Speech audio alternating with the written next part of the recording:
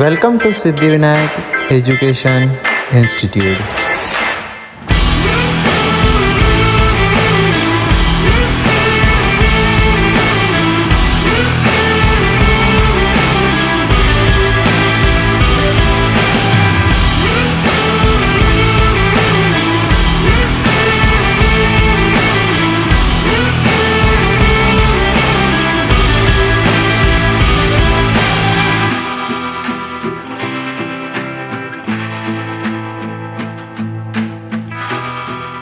Hello everyone, myself Ruchi Gautam, I am from Siddhivinayak institute Gondia. I studied in class 11. आज मैं topic लेने वाली हूँ कार्डियक साइकिल. क्या आपको पता है कार्डियक साइकिल क्या होती है? चलो मैं ही बता देती हूँ कि कार्डियक साइकिल होती क्या है. कार्डियक साइकिल एक सीक्वेंशियल इवेंट्स है जो साइक्लिकली रिपीट होती है. देखो जो अपना हार्ट है उसमें जो ब्लड पंप होता है वो किस तरीके से होता है. सबसे पहले हम देखते हैं. सबसे पहले जो ब्लड है राइट एट्रिया में जाता है, फिर वहाँ से राइट वेंट्रिकल में जाता है, फिर जो ब्लड राइट वेंट्रिकल से लेफ्ट वेंट्रिकल में होकर फिर राइट वेंट्रिकल में जाता है. इस तरह से जो अपना ब्लड है वो पंप करता है. ये ब्लड की पंपिंग की प्रोसेस रिपीट होती रहती है. ऐसा होता है क्या, जब एक बार ब्लड पंप कर लिया तो दोबारा करेगा ही नहीं. ऐसा होता है तो मैं यहाँ पे जिंदा खड़ी होती भी नहीं, मैं तो कब की मर चुकी होती. मैं क्या, सभी इंसान मर जाते हैं. सो इस तरीके से जो पंपिंग की प्रोसेस है रिपीट होती है. यही कार्डियक साइकिल होता है. नाउ कार्डियक साइकिल के नाउ एक नोट है. Cardiac cycle consist systole and diastole. अब मैंने आपको ये तो बता दी कि एक consist systole and diastole, पर आपको ये नहीं बताया कि systole और diastole आखिर होते क्या है. सो हम अपने लैंग्वेज में कहें तो systole means contraction and diastole means relaxation. अब ये जो कॉन्ट्रैक्शन एंड रिलैक्सेशन होता है वो किस चीजों का होता है? वो होते हैं अपने हार्ट के एट्रिया एंड वेंट्रिकल्स का. नाउ हम एक नेक्स्ट पॉइंट पे चलते हैं जो बहुत ही इंपॉर्टेंट है, दैट सक्सेसिव इवेंट्स और stages in cardiac cycle. Short form में लिख दी मैंने सीसी. तो इसमें सबसे पहली स्टेज होती है अपनी जॉइंट डायस्टोल.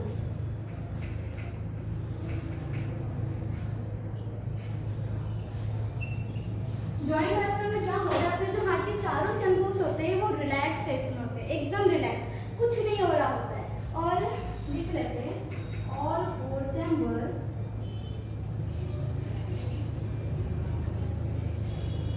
आर इन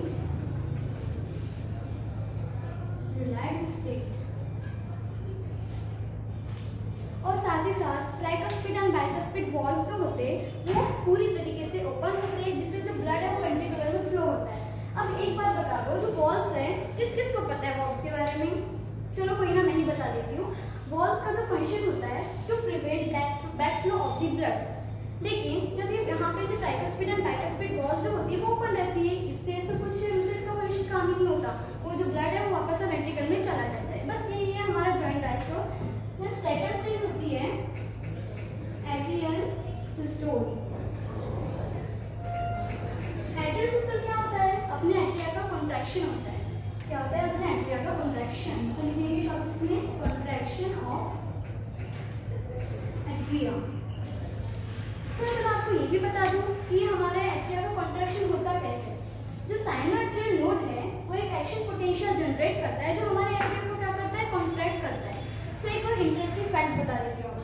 अगर हमारा जो ये एट्रियल सिस्टोल है, मैं शॉर्ट फॉर्म लिखती हूँ AS, तो अगर ये इंक्रीज कर दिया जाए तो क्या हो सकता है फ्रेंड्स? गेस, हमारा जो ब्लड का फ्लो है वो 30% से इंक्रीज हो जाता है. क्या हो जाता है? अगर हमारा एट्रियल सिस्टोल हमने बढ़ा दिया तो हमारा ब्लड का फ्लो है वो भी 30% से बढ़ जाएगा. ये है हमारा second stage. Now third stage is ventricular systole.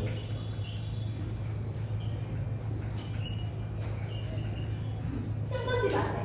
Atrial systole में एट्रिया का कॉन्ट्रैक्शन, सो वेंट्रिकुलर सिस्टोल में अपने वेंट्रिया का कॉन्ट्रैक्शन.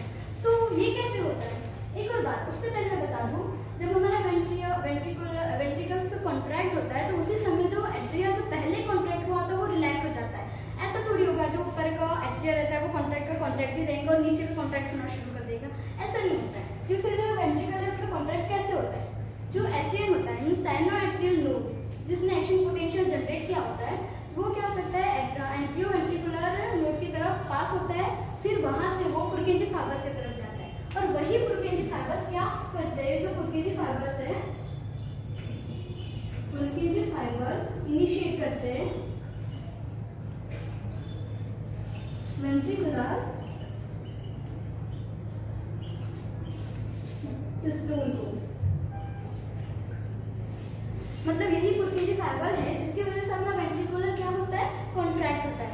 नाउ अब सबसे लास्ट स्टेज बचती है which is fourth stage, ventricular diastole.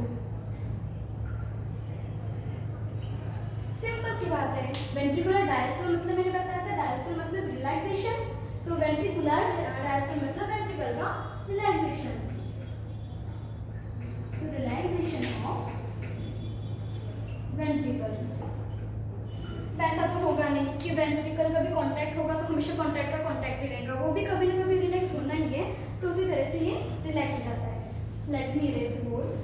फिर इसके बाद एक दूसरा टॉपिक भी है, इंपॉर्टेंट पॉइंट्स।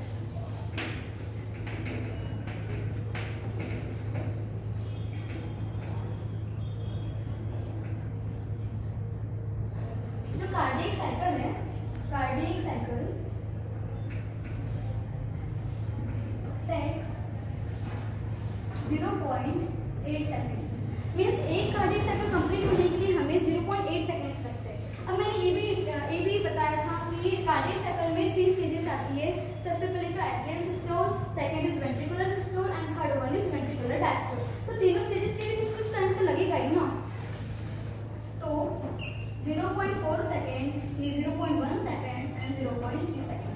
तो ये जो 0.4 सेकंड है किस चीज के लिए लगता होगा, ये लगता है वेंट्रिकुलर डायस्टोल, वेंट्रिकुलर डायस्टोल। मतलब हमारा जो वेंट्रिकल है वो रिलैक्स होने के लिए 0.4 सेकंड कंज्यूम करता है। नाउ 0.3 सेकंड कौन कंज्यूम करता है, हमारा वेंट्रिकुलर सिस्टोल। मींस हमारा जो वेंट्रिकल है वो कॉन्ट्रैक्ट होने के लिए 0.3 सेकंड कंज्यूम करता है और रिलैक्स होने के लिए 0.4 सेकंड एंड 0.1 सेकंड जो सबसे छोटा ड्यूरेशन है वो करता है हमारा atria, means atrial systole. Means हमारा एट्रिया कॉन्ट्रैक्ट होने के लिए 0.1 सेकंड कंज्यूम करता है।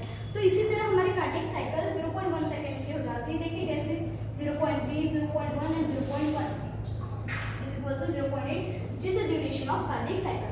मींस कार्डियक साइकिल कंप्लीट होने के लिए तीनों इन्वॉल्व रहते हैं और इतने के टाइम पे ये टाइम कंज्यूम करके अपने आप को कंप्लीट कर देते हैं। नाउ आपको एक इंपॉर्टेंट सी कुछ टर्म्स बता रही थी जो न्यूमेरिकल सॉल्व करने में काम आती है। ऐसा नहीं है कि बायो है तो जिसमें न्यूमेरिकल्स नहीं ना हो। तो सबसे पहले कार्डियक आउटपुट देखते हैं। कार्डियक आउटपुट, कार्डियक आउटपुट वो होता है जिसमें 1 मिनट में अपना जो वेंट्रिकल जितना ब्लड पंप करता है उसी वॉल्यूम ऑफ ब्लड को हम क्या कहते हैं, कार्डियक आउटपुट। सो डेफिनेशन लिखती हूँ, the volume of blood pumped by the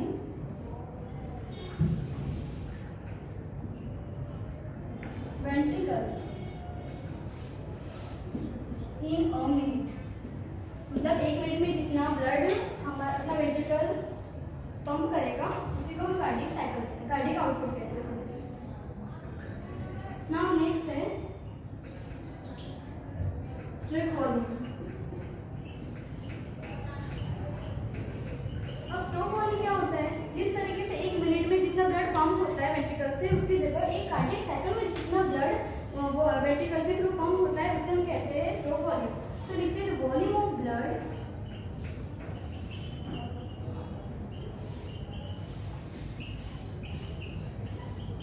pumped by ventricle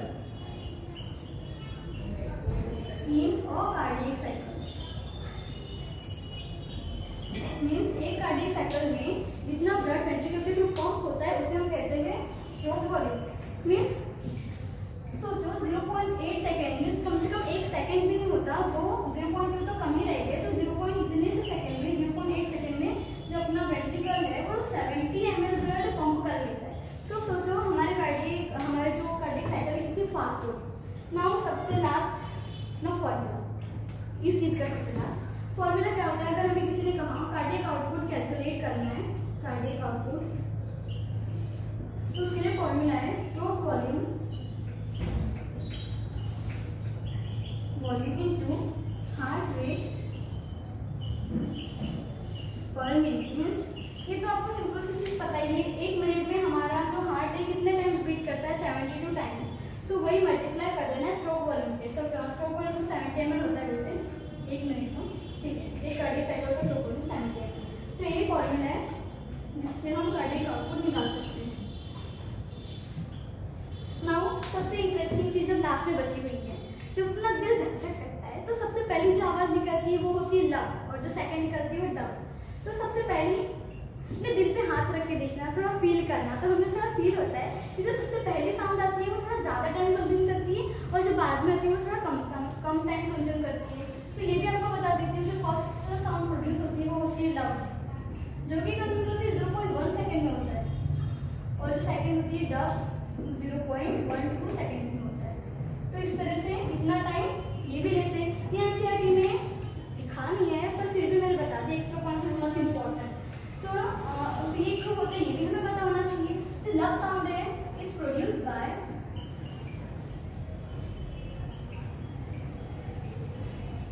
closure of tricuspid and